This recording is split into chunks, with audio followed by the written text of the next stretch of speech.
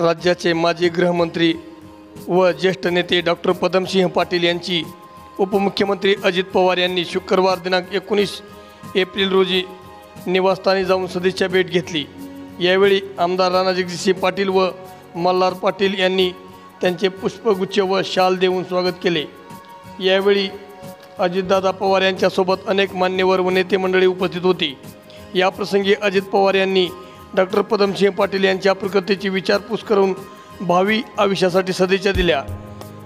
यावेळी महायुतीचे अनेक नेते, पदाधिकारी व कार्यकर्ते मोठ्या संख्येने उपस्थित होते।